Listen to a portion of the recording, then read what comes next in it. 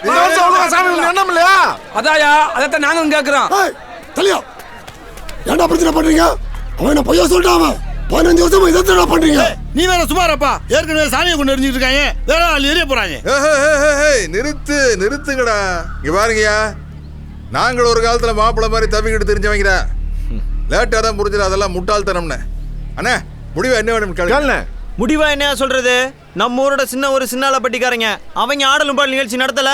ஏன் இந்த பூச்சிப்பட்டிக்காரங்க நடத்தின ஆடலும் பாடல் நிகழ்ச்சியை பத்தி இந்த ஊரே ஒரு வாரம் பேசிக்கிட்டு இருந்தீங்க இல்லையா?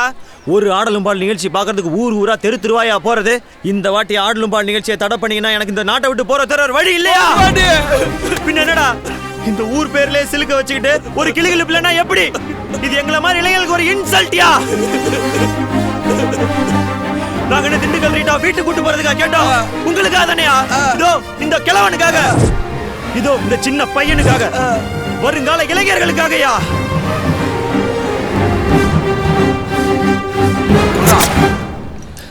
ஏண்டா லேட்டு? சரி குடி மாப்பிள்ள, நம்மளுக்கு கொஞ்சம்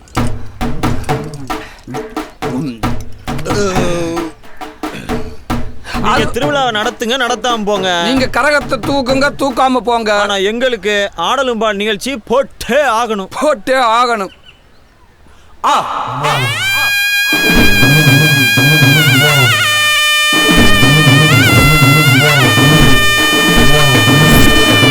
சரின்னு சொல்லுங்கப்பா. திண்டுக்கல் ரீட்டாவை பார்த்து ரொம்ப நாளாச்சு.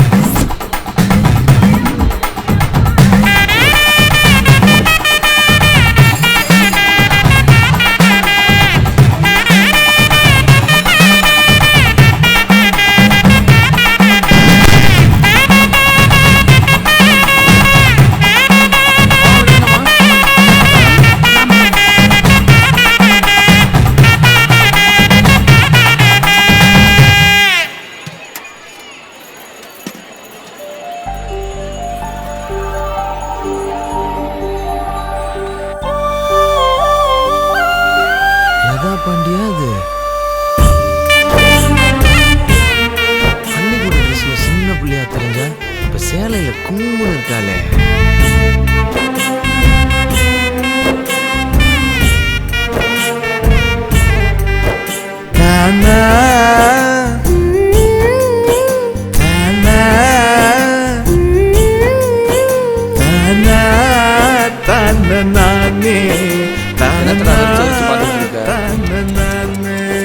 தப்பு பண்ணிட்டேன் மாப்பிள்ள, தப்பு பண்ணிட்டேன்டா. என்னது தப்பு பண்ணிட்டேன்? பாவண்டா அந்த புள்ள லதா பாண்டி. இந்நேரம் புள்ள குட்டியோட திருவிழாக்கு வந்திருப்பா. நாம தாண்டா தேவையில்லாம வாழ்க்கையில பூந்து அவ கல்யாணத்தை நிறுத்தி இப்ப அவ என்னைய லவ் பண்ணி என்னையவே கல்யாணம் பண்ணி கஷ்டப்பட போறா. So sad. இது எப்படா நடந்துச்சு?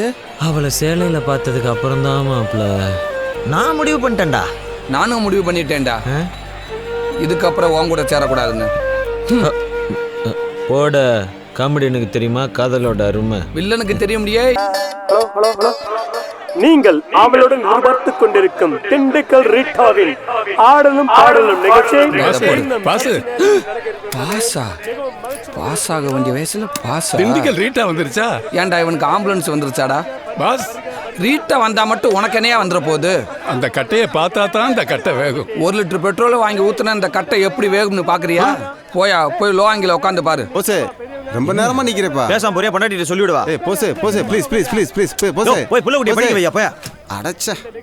ஐயோ. ஹலோ, மூட வேண்டியது நாங்க. அந்த பழக்கம் தான் உங்களுக்கு இல்லையே.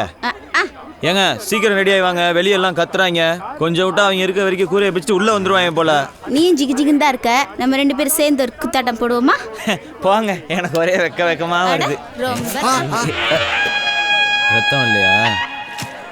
வரும். நீங்க மட்டும் பாருங்கடா, மத்தவங்க தான்டா பாப்பாங்க. Hello check 1 2 3. அட ஒர்க் ஆகல, ஆனா நல்லா வேலை செய்யுது. டேய் அப்படியே பேஸ் வையா. அப்படியே ஏத்து கோவர்தியா. அப்படியே கம்மி பண்ணியா. அப்படி லெவலா வை. அவன் கிடக்குறேன் முதல்ல டீயை குடியா. என்னையா டீ சாப்பிட்டுக்கிட்டு இருக்க? டீயை குடிச்சினா கொளுத்தி புடியா பாத்துக்க. வேலை நேரத்துல டீ. இந்த stereo 3D RO 3D DTH என்ன அளவு இருக்கு அதெல்லாம் இருக்கா இல்லையா? எல்லாம் இருக்கு. என்னத்த கிழிச்சி வாங்க ஒன்னும் ஒர்க் அவுட் ஆக மாட்டேங்குது. ஹலோ ஹலோ ஹலோ கையடா, அவனுக்கு டிடிஎச் எல்லாம் நான் பாத்துக்கிறேன் மாப்ள. நான் பாத்துக்கிறேன் மாப்ள. நீ பண்றியா? சூப்பர்ரா. இப்ப பாரு. Hello hello check check. அப்படியே கீழே கீழே கீழே கீழே கம்மி பண்ணியாச்சு மாப்ள. அப்படியே கொஞ்சம் அப்படியே லோல் பண்ணு. ஹலோ சூப்பரா மாப்ள. கத்துக்க அவன்கிட்ட இருந்து 10 வருஷமா பழைய மைக் செட்டை வச்சுக்கிட்டு மூஞ்சி எப்ப பார்த்தாலும் உருன்னு வச்சுக்கிட்டு ஆளப்பாரு. உட்காருங்கண்ணே. டேய் டேய் இப்பதான்டா சட்டையை மாத்தின. கண்டுக்காத. மண்டையில எதுவும் அடிச்சிட்டாங்களா? காலையில கூட சட்டை இல்லாம தான் தெரிவான்னு நினைக்கிறேன். ஹலோ டோங்கிரி கோஸ், இது அப்படியே படிச்சு மேடையில் நம்மள பில்டப் பண்ண. மேடையில் தானே இருந்த, நீயே படிச்சுக்க வேண்டியதானே. பாத்தியா, இதுக்கிட்ட உள்ளூர் மேக்கி செட்டுக்காரன் வைக்க கூடாதுன்றது. மாப்பிள்ள கூட உன்னை எப்படி நான் பில்டப் பண்றேன்னு பாரு. அமைதி அமைதி. இந்த நிகழ்ச்சியை துவக்கி வைப்பதற்காக இந்த சுத்து வட்டாரத்தின் இமயம், நம் சிலுக்கு மாறுபட்டின் சிகரம், வருத்தப்படாத வாலிபர் சங்க தலைவர் போஸ் பாண்டியே.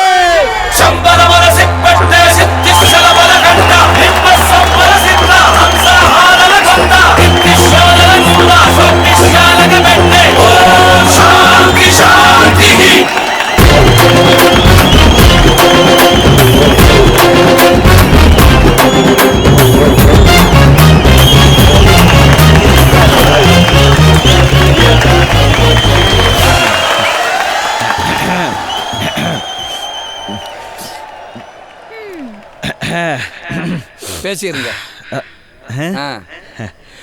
காலையில் காடு சென்று மாலையில் வீடு திரும்பி மண்ணை பொன்னாக்கும் எனது அருமை விவசாய பெருங்குடி மக்களே, வீட்டில் படிக்கிறேன்னு போய் சொல்லிட்டு வந்திருக்கும் சிறுசுங்களே, எப்ப வேணாலும் போயிடுவோம் போல இருக்கும் பெருசுங்களே, இளைஞர்களை கவர்வதற்கென்றே கலர் கலர் பவுடர் பூசிக்கொண்டு வந்திருக்கும் இளைஞர்களே, இன்னும் இதுக்கும் கை தட்டுறாங்க, மற்றும் மீசைக்காரர்களே, அனைவரையும் வருக வருக என்று வரவேற்பது எங்களுடைய வருத்தப்படாத வாலிபர் சங்கம் சில்லுக்கு வார்பட்டே. அதாவது கட்டுக்கடங்காமல் காத்திருக்கும் கல்லணை வெள்ளம் போல் திரண்டிருக்கும் எனது அருமை மக்களை குஷிப்படுத்த வந்திருக்கும் திண்டுக்கல் ரீட்டாவின் ஆடலும் பாடலும் நிகழ்ச்சியை ஏற்பாடு செய்தது எங்கள் வருத்தப்படாத வாலிபர் சங்கம் என்பதை இந்த இடத்தில் நாங்கள் மகிழ்ச்சியுடனும் ஆணவத்துடனும் தெரிவித்துக் கொள்கிறோம். டென்ஷன் ஆகுது. பல தடைகளை கடந்து இந்த ஆடலும் பாடலும் நிகழ்ச்சி நடந்து கொண்டிருக்கிறது என்பதை இந்த இடத்துல நான் பதிவு செய்து கொள்ள விரும்புகிறேன். வாய் கொளருதா இல்லையா? தண்ணி குடிக்கலாமா இல்லையா? எங்கடா? Excuse me. No poison. சமாளிக்க வேண்டியிருக்கு. அதாவது இன்னும் நிறைய விஷயங்களை உங்களிடம் நான் பேச ஆசைப்படுகிறேன். அதாவது திண்டுக்கல் ரைட்டா வரச்சுங்கடா. ஒருத்த ஆரம்பிச்சிட்டேன். சூப்பர். அண்ணனின் நாணை கிணங்கி இத்துடன் எனது உரையை முடித்துக் கொண்டு உங்களிடம் விடைபெறுவது வணக்கம். போதும், திண்டுக்கல் ரீட்டாவா வர சொல்லுங்கடா, வர சொல்லுங்கடா. வண்டியில ஏத்துறீங்க? தங்கச்சிக்கு அண்ணன் கொடுக்குற சீதனம்மா. சீதனமா? ஆமாம்மா.